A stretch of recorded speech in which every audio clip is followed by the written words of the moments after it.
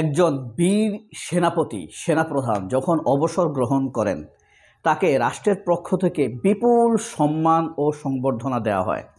বাকি জীবন অতিবাহিত করার জন্য তাকে দেয়া হয় দারুণ সব নিশ্চয়তা এবং অফার। এটা হলো কোন ক্ষেত্রে? যারা বীর, রাষ্ট্রের জন্য যারা অনেক কিছু করেন।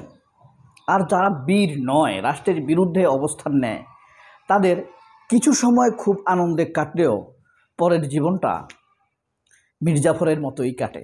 মির্জাফর কিছু সময় তো খুব রাজা বাদশার মতো ছিলেন। যাই হোক, এই ক্ষেত্র যদি আমরা বিবেচনা করি তাহলে বাংলাদেশের সেনাপ্রধানদের জিনিসটি তো বিবেচনায় আসবেই। সর্বশেষ যে সেনাপ্রধান আছে তার পরিস্থিতিও আমাদের কাছে স্পষ্ট হয়ে যাবে তিনি কতটা সম্মান পাবেন। গ্রিক সেনাপ্রধান তিরেন্তিয়াস একবার বিশাল রাজ্য অর্থাৎ ইতালি দখল করে তার সম্রাটের কাছে পৌঁছানোর পর বিপুল ধন সম্পদ রত্ন ভাণ্ডার তিনি সেখান থেকে উদ্ধার করে এনেছেন, কারণ সেই ইতালি রোম তিনি তখন বিজয় করেছিলেন। তখন তেরেন্তিয়াস আবেদন করলেন, আমি একটু আমার সম্রাটের সাথে দেখা করতে চাই। সম্রাট খুব আনন্দ চিত্তেই তিনি তার সেনাপ্রধানের সাথে সাক্ষাৎ করার জন্য প্রস্তুত হলেন। সেনাপ্রধানের সামনে গেলেন, মাথা নুয়ে তাকে বাউ করলেন এবং বললেন, সম্রাট দেখুন, আপনার জন্য আমি সব উদ্ধার করে নিয়ে এসেছি। রোম আমরা বিজয়ী হয়েছি রোমে। সম্রাট খুব খুশি হলেন, বললেন, তুমি কি চাও আমার কাছে বলো। তখন সম্রাট ছিলেন কে জানেন? সম্রাট ওভান, গ্রিক সম্রাট ওভান। তখন এই তিরেন্তিয়াস তাকে বললেন যে আপনার খুশি, আপনি আমাকে কি দিতে চান, কি সম্মান দিতে চান। তখন ওভান বললেন, আমি আমার সিনেটে তোমার জন্য একটি বড় পদ রেখেছি যা তোমার সম্মানের জন্য উপযুক্ত হবে বলে আমি মনে করি। তখন তিরেন্তিয়াস বললেন,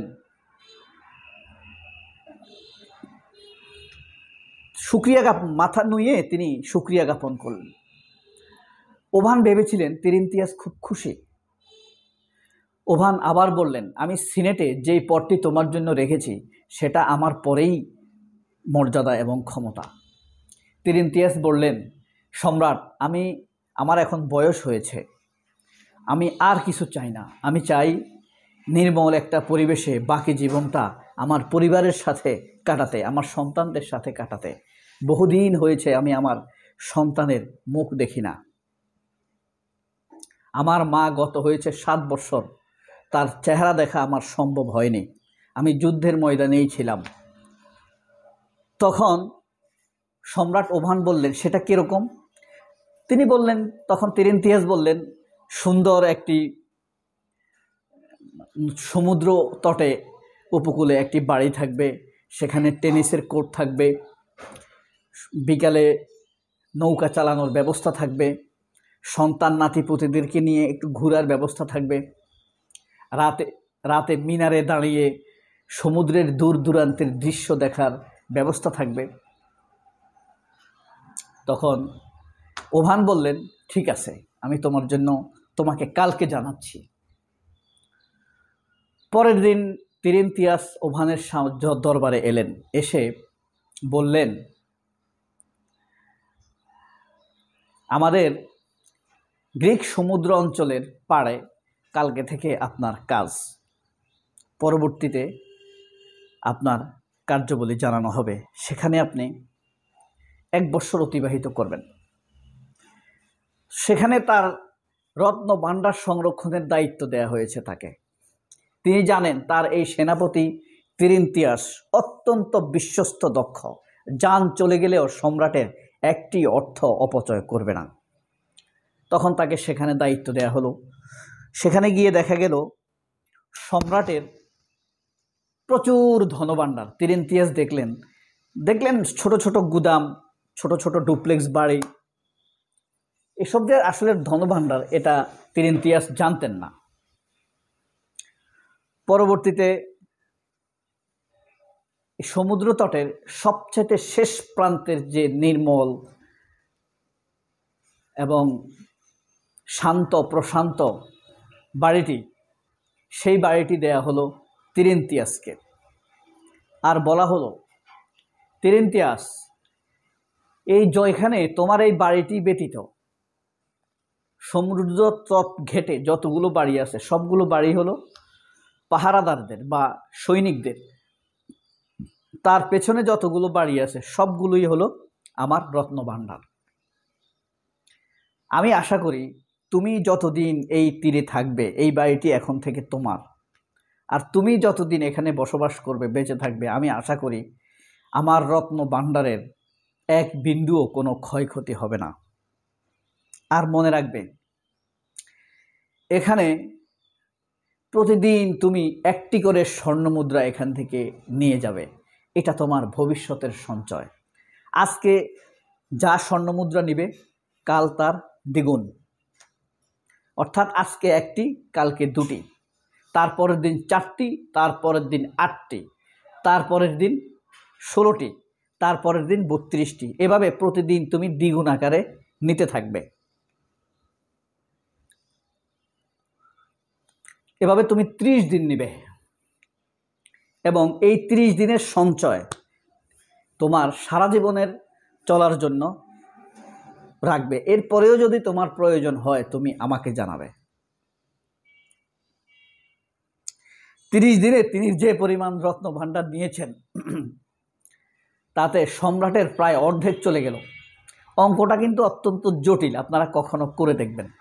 আজকে একটা, পরে দুইটা, পরে চারটা, এভাবে 30 দিন কিন্তু অনেক চলে যায়। এখন আপনি হিসাব করে দেখবেন 30 দিনে কত হয়। আপনি ম্যাচের কাঠি দিয়ে হিসাব করবেন। ম্যাচের কাঠি আছে না, আজকে একটি ম্যাচের কাঠি, কালকে দুটি, পরশু চারটি, তারপরের দিন 8টি, তারপরের দিন 16টি, তারপরের দিন 32টি, তারপরের দিন 64টি, তারপরের দিন 168টি, তারপরের দিন 332টি, এভাবেই বাড়তে থাকবে, দ্বিগুণ হতে থাকবে প্রতিদিন। তখন তিরেন্তিয়াস তার সম্রাটকে জানালেন যে, সম্রাট, আপনি যে পদ্ধতিতে আমাকে রত্ন নিতে বলেছেন, স্বর্ণমুদ্রা নিতে বলেছেন, আমি সেই পদ্ধতিতে নিয়েছি, কিন্তু আমার কাছে মনে হচ্ছে আমি এই তো পরিমাণ রত্নভাণ্ডার রাখতে পারবো না। অর্ধেক হয়ে যাচ্ছে, বিপুল পরিমাণ রত্নভাণ্ডার চলে আসছে।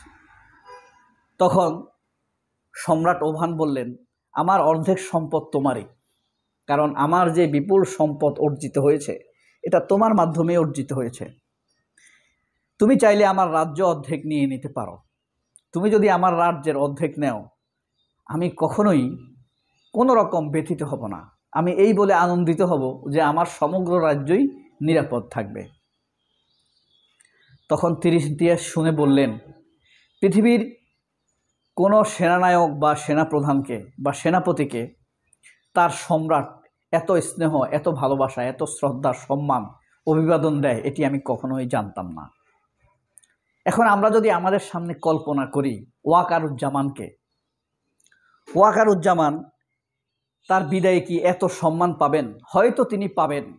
সেনাবাহিনী থেকে যখন আজিজ বিদায় হয়েছে তখনও বিপুল সম্মান পেয়েছে।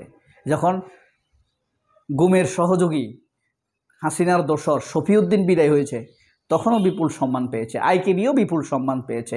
আব্দুল মুবিনও অনেক সম্মান পেয়েছে। আর মইনুল আহমেদ যদি পেয়ে থাকে, এরা কেন পাবে না?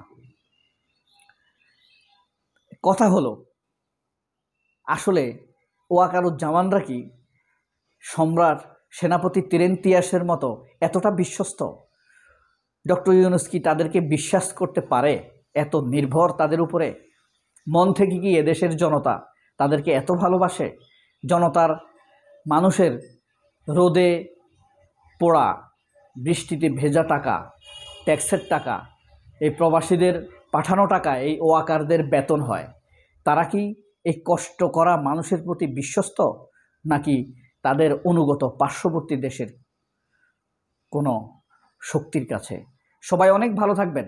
আল্লাহ হাফেজ। আসসালামু আলাইকুম।